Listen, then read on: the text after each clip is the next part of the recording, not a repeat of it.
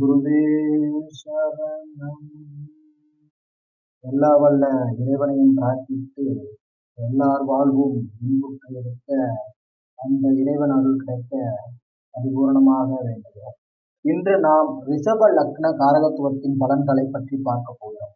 ரிஷப லக்னக்காரர்கள் ரிஷப லக்ன ஜாதகர்களின் தன்மை எவ்வாறு இருக்கும் என்பதை இந்த வீடியோக்கள் மூலமாக அவர்கள் அறிந்து கொள்ளலாம். அவற்றை இப்போது காண்போம். பாருங்கள்.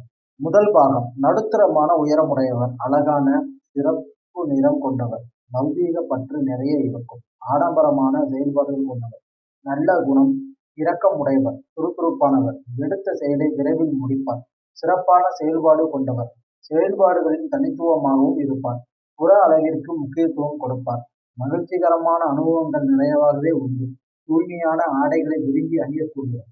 இரண்டாம் பாகம், நல்ல முக வசீகரம் பெற்றவராக இருப்பார்,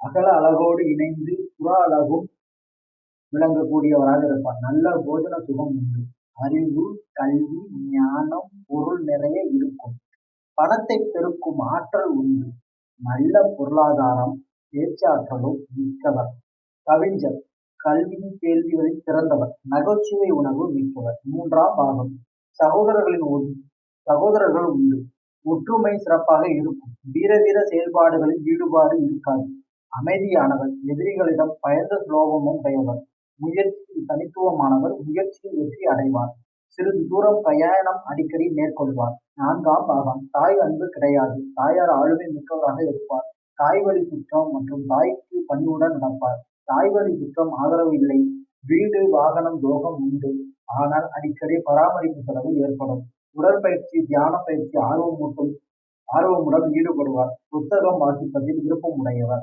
ஐந்தாம் பாகம், அறிவு நிறைந்த புத்திரர்கள் உண்டு, பூர்வீக சிறப்பு, நிறைய மகிழ்ச்சிகரான அனுபவங்களை கொண்டிருப்பார், முன்னோர்களுடைய புகழ் உண்டு, சாஸ்திர அறிவு நிறைவாக இருக்கும், ஆன்மீக பற்று உடையவர், பூர்வீக சொத்துக்களை குறைவில்லாமல் அனுபவிப்பார். ஆறாம் பாகம், எதிரிகளை சமாளிக்கும் திறமை பெற்றவர், சிறிய அளவில் நோய்களும் அதாவது குணமாகும் நோய்களும் இருக்கலாம். ஏழாம் பாகம், களத்திரத்திற்கு கட்டுப்பாடு இருப்பவர்கள், நண்பர்கள் கை ஓங்கி இருக்கும், பொதுஜன தொடர்பு இருக்கும், அதில் ஏற்ற இறக்கமும் உண்டு. எட்டாம் பாகம், தீர்க்கமான ஆயுள் உண்டு, வம்பு வழக்கில் ஈடுபட மாட்டார், ஆயுள் காப்பீடுகள் தொடர்பான முதலீடுகளில் லாபம் பெற்றவர். ஒன்பதாம் பாகம், நல்ல மனைவி மக்கள் இருந்தாலும் பாக்கியத்தை அனுபவிக்கும் கொடுப்பினை இருக்காது, ஏற்ற இறக்கங்கள் உண்டு, திருப்தியான மனநிலையிலே இருப்பார். பத்தாம் பாகம், கடின உழைப்பாளி, ஆனால் உழைப்பிற்கான அங்கீகாரம் கிடைக்கவே கிடைக்காது. 11ஆம் பாகம், வீண் விரயங்களை உண்டு, மூத்த சகோதரர்கள் ஒற்றுமை மிக மிக குறைவு, பணத்தை பெருக்கும் திறன் குறைவாகவே இருக்கும், லாப மேன்மை சிறப்பாக இருந்தாலும் அதை அனுபவிக்க முடியாது, பொருளாதார வளர்ச்சி மந்தமாகவே இருக்கும், இவர்களுடைய தேவைகளை மட்டும் ஆசைகளை பூர்த்தி செய்யும் அளவிற்கே பணவரவு இருக்காது.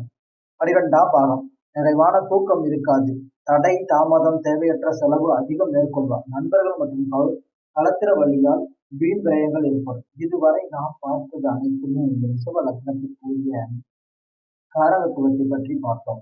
இந்த காரகத்துவம் அதாவது ரிஷப லக்னம் உடையவர்கள் இந்த வீடியோவை முழுமையாக கேட்டு அவர்களுடைய வாழ்வில் எந்த மாதிரியான தன்மை இருக்கிறது என்பதை அறிந்து கொள்ள முடிகிறது.